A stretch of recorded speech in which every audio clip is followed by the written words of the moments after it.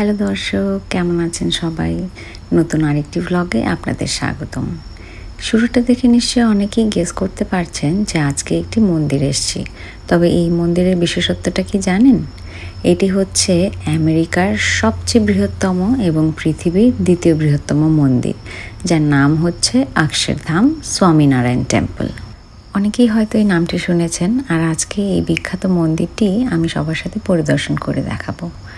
তো শুরুতেই এই যে বড় মূর্তিটি দেখতে পাচ্ছেন, ইনি হচ্ছেন নীলকান্ত বর্ণী, যিনি ছিলেন একজন সাধক এবং যোগী। তার সম্পর্কে সংক্ষেপে একটু বলি। উনি 1781 সালে ভারতে জন্মগ্রহণ করেন এবং মাত্র 11 বছর বয়সে 7 বছরের জন্য উনি একা তীর্থযাত্রায় বেরিয়ে যান, তাও আবার পায়ে হেঁটে। আর এরই মাঝে উনি ভারত উপমহাদেশের অনেক গুরুত্বপূর্ণ তীর্থস্থানগুলো ভ্রমণ করে থাকেন, যা কিনা ছিল প্রায় 8000 মাইল। পাহাড় পর্বত কোনো কিছুই তিনি বাদ দেননি। এই যে এখানে তার পুরো জার্নিটাকেই প্রদর্শন করা হয়েছে। ধর্মীয় রীতিনীতি, মূল্যবোধ এবং জ্ঞানদানের পাশাপাশি উনি অনেক সামাজিক কল্যাণমূলক কাজের সাথেও জড়িত ছিলেন। খুব অল্প সময়ের মধ্যেই তার বিপুল পরিমাণ ভক্ত অনুসারী হতে থাকে। প্রায় 2000-এরও বেশি সাধু সন্ন্যাসীকে উনি দীক্ষা দিয়ে থাকেন এবং তার ভক্তরা এটাই বিশ্বাস করতেন উনি ভগবানেরই আরেকটি অবতার। তাই পরবর্তীতে তাকে ভগবান স্বামীনারায়ণ উপাধিতে আখ্যায়িত করা হয়, যেই নামে কিনা এই মন্দির সহ পৃথিবীতে আরও অনেক জায়গাতে মন্দির তৈরি করা হয়েছে। আর ব্যাপস নামক সংস্থাটি এই মন্দিরগুলো তৈরির পিছনে জড়িত। মাত্র 49 বছর বয়সে স্বামীনারায়ণজি মারা যান এবং তার চলে যাওয়ার পর থেকেই তার ভক্তরাই তার দেখানো পথ অনুসরণ করে আসছেন। মন্দিরে ঢোকার শুরুতেই চোখে পড়ে এই চমৎকার পুকুরটি, কিন্তু সবচেয়ে বেশি আকর্ষণীয় হচ্ছে দেয়ালের এই প্রতিটি কারুকাজ, যা সবগুলোই কিছু না কিছু অর্থ বহন করে। যেমন এই হাতিগুলোকে দেখলে মনে হবে যেন মালা ঘণ্টা নিয়ে আমাদের সকলকে তারা স্বাগত জানাচ্ছে। আর দেখতেই পাচ্ছেন এটা ওয়েলকাম সেন্টার। এখানে সিকিউরিটি চেকিংয়ের মাধ্যমে আমরা ভেতরে প্রবেশ করলাম। ভেতরটা এতটা বেশি ওয়েল অর্গানাইজ যে মিসগাইডেড হওয়ার কোনো চান্সই নেই। একটু আপনাদের চারিদিক ঘুরে দেখাই। এই যে দেয়ালের কাজগুলো দেখতে পাচ্ছেন, সমস্তটাই কিন্তু কাঠের তৈরি এবং কাছ থেকে দেখলে মনে হয় যেন এটা আরও অনেক বেশি সুন্দর। দেয়ালে যে প্রদীপগুলো জ্বলছে সেগুলো অ্যাকচুয়ালি কৃত্রিম প্রদীপ, কিন্তু দূর থেকে দেখলে মনে হয় যেন আসল। আর এই পুরো ব্যাপারটা এত বেশি সুদিং ফিল করাচ্ছিল। আর যে ব্যাপস অর্গানাইজেশনটার কথা বললাম, তাদেরই তৈরি আমেরিকাতে আরও বেশ কয়েকটি মন্দির এখানে দেখানো হয়েছে।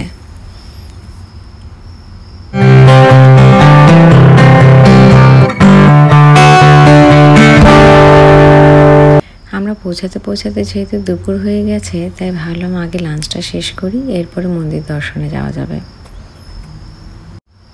উইকডেজ হওয়াতে তাও ভিড়টা নাকি কম, আদারওয়াইজ উইকেন্ডে নাকি আরও অনেক বেশি ভিড় হয়।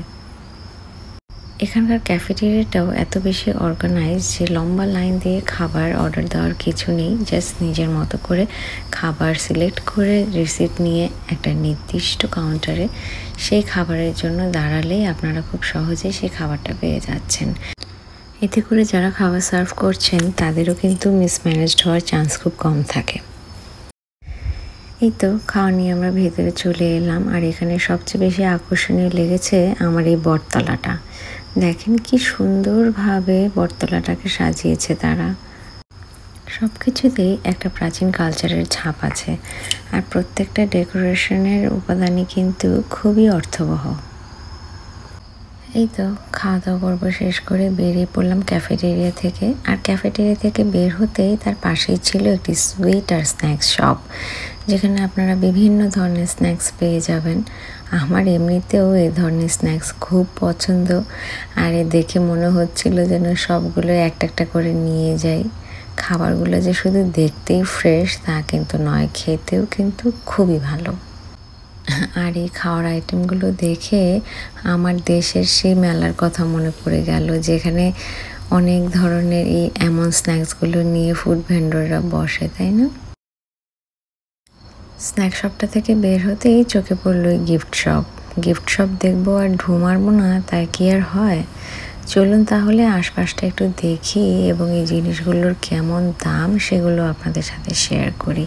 আপনাদেরও একটু আইডিয়া হলো যে কীরকম দাম হতে পারে এখানকার জিনিসপত্রের। বেসিক্যালি মন্দির রিলেটেড গিফট আইটেমগুলোই এখানে ছিল, যেমন বিভিন্ন ধরনের দেবদেবীর মূর্তি, তারপর পুজোর সামগ্রী। এছাড়াও দেখলাম যে বিভিন্ন আয়ুর্বেদিক সাপ্লিমেন্টগুলো যেমন এখানে আছে দেখতে পাচ্ছেন। তাছাড়াও এখানে কিন্তু বিভিন্ন সাইজ, শেপ এবং ডিফারেন্ট ম্যাটেরিয়ালের সিংহাসনও আপনারা পাবেন। যেমন এই সিংহাসনগুলো কিন্তু খুবই গর্জিয়াস। এখানে একটা সিংহাসন, এটা পুরোটাই কাঠের। এই সিংহাসনটা যদি প্রাইস বলি তাহলে এটা পড়বে হচ্ছে $2000, যেটা বাংলা টাকায় 2,30,000-এর মতো। এদিকে বিভিন্ন পুজোর ডেকোরেশনের জিনিসপত্র আছে, আর এদিকে সেই সব মূর্তি, ডিফারেন্ট দেবদেবীর মূর্তিগুলো কিন্তু ভীষণ সুন্দর। এই গণেশের মূর্তিগুলো যে কি সুন্দর ছিল। এই ছোটটার প্রাইস $800 ছিল। আর এই যে গোপালটা কিন্তু খুবই সুন্দর দেখতে, মনে হচ্ছিল একদম স্বর্ণের গোপাল, না? আর এই তো এখানেও অনেক ধরনের এই মূর্তিগুলো কিন্তু সব পাথরের মূর্তি। আর এদিকে এই যে ঠাকুর ঘর ডেকোরেশনের জন্য কিংবা টেবিল ডেকোরেশনের জন্য আপনারা অনেক কিছু পেয়ে যাবেন। তাছাড়া বাচ্চাদের পড়ার জন্য বিভিন্ন ধর্মীয় বুকসগুলোও এখানে আছে। শুধু তাই না, এখানে কিন্তু অনেক ধরনের টি শার্টও পাওয়া যায়। এই দিকটাতেও কিন্তু কিছু ডেকোরেটিং আইটেম, ক্যান্ডেল হোল্ডার এসব ছিল। আর আমরাও এখান থেকে কিছু গিফট আইটেম কিনে নিয়ে বেরিয়ে পড়লাম। এবার মূল মন্দির দেখার পালা। আর এই মন্দিরের আরেকটি বিশেষত্ব হচ্ছে চারিদিকে যেদিকেই চোখ যাবে এই কারুকাজ আর কারুকাজ। আর এই কারুকাজ নিয়ে যদি একটু বলি, এই সমস্ত কারুকাজই কিন্তু হাতে তৈরি। রাজস্থানের হাজার হাজার কারিগর মিলে নিজ হাতে এই পাথরের উপর কাজগুলোকে খোদাই করেছে। আর পুরো মন্দির জুড়ে প্রায় 10,000-এরও বেশি এই দেবদেবী, পশু পাখির বড় মূর্তি এবং অজস্র ছোট ছোট মূর্তি কিন্তু আছে।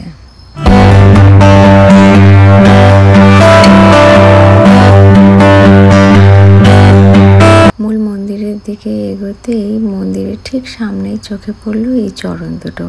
আর বিশ্বাস করা হয় যে যার সাধ্য অনুযায়ী টাকা বা পয়সা দিয়ে এখানে তার মনের ইচ্ছাগুলোকে ব্যক্ত করে থাকে। আর এই সুযোগে আমিও আমার মনের ইচ্ছাগুলোকে ঈশ্বরের চরণে অর্পণ করলাম। আর এই প্রশান্তিটা আসলে মুখে বলার মতো না। প্রায় 12,500 ওয়ার্কাররা মিলে 11 বছরের অক্লান্ত পরিশ্রম করে এই মন্দিরটি তৈরি করে। এত কাজ, এত নিখুঁত সব কিছু আসলে দেখলে বোঝা যায় যে কতটা পরিশ্রম এর পেছনে কাজ করেছে।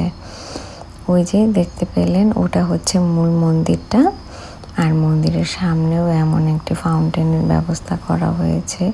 কি যে চমৎকার প্রত্যেকটা জিনিস, যেন আমি মন ভরে চোখ জুড়ে দেখছিলাম। তারপরও মনে হচ্ছিল যেন মন কিছুতেই ভরছে না। এই যে এক একটা কাজ ভাবা যায় যে সমস্ত কিছু হাতে তৈরি, মেশিনের এই যুগে এইভাবে করে হাতে তৈরি করা আসলে কোনোভাবেই চারটাখানি কথা না। কতটা ট্যালেন্টেড মানুষ হলে এইভাবে করে খোদাই করে এত নিখুঁত কাজ করতে পারে। এই মূল মন্দিরে ঢোকার কিছু স্ট্রিক্ট রুলস অ্যান্ড রেগুলেশন আছে। তার মধ্যে একটি হচ্ছে ভেতরে ছবি তোলা একদমই নিষিদ্ধ। এই যে আমরা এখানে জুতাগুলো রেখে উপরে উঠব, কিন্তু একটা কথা কি জানেন, যদি এখানে ছবি তোলার ব্যবস্থা থাকতো তাও হয়তো বা আমি ছবি তুলতে পারতাম না। কারণ ভেতরের যে অনুভূতি, যে পরিবেশ, সেটা আসলে ভাষায় প্রকাশ করার মতো না। মনে হচ্ছিল যেন সমস্ত জগৎ থেকে দূরে আমি অন্য কোনো একটা পরিবেশে চলে এসেছি। সব কিছু এতটাই সুন্দর ছিল যে আসলে সত্যি আমার কাছে ভাষা নেই। মূল মন্দিরটির পাশে আছে আরেকটি ছোট মন্দির। বেসিক্যালি এই মন্দিরটি সর্বপ্রথম তৈরি করা হয় আর শুরুতে সবাই এই মন্দিরটি দেখতেই আসতো, দেন গত বছর সেই মূল মন্দিরটি উদ্বোধন করা হয়েছে। এখানেও বাইরে ছবি তুলতে দিলেও ভেতরে কিন্তু স্ট্রিক্টলি নিষেধ। তো যাই হোক, সারাটা দিন খুবই চমৎকারভাবে কাটলো। এত অপূর্ব অপূর্ব সব কিছু দেখলাম, সত্যি ভাবিনি যে এত ভালো এক্সপিরিয়েন্স হবে। আশা করছি আপনাদেরও এই ভিডিওটি ভালো লেগেছে। আর সারাটা দিনে সবচেয়ে বেশি এনজয় করেছে আমার এই খুদে পণ্ডিতটি, দেখতেই পাচ্ছেন। এখন বাড়ি ফেরার পালা। যাওয়ার আগে মনে হচ্ছিল যেন মন ভরে আরও একবার চারিদিকে একটু দেখে নেই।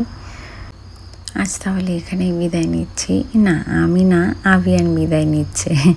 আশা করছি দেখা হবে আবারও খুব শীঘ্রই নতুন কোনো এক ভিডিওতে। ততদিন পর্যন্ত আপনারা যেখানে আছেন সবাই খুব ভালো থাকবেন, সাবধানে এবং নিরাপদে থাকবেন। Bye bye.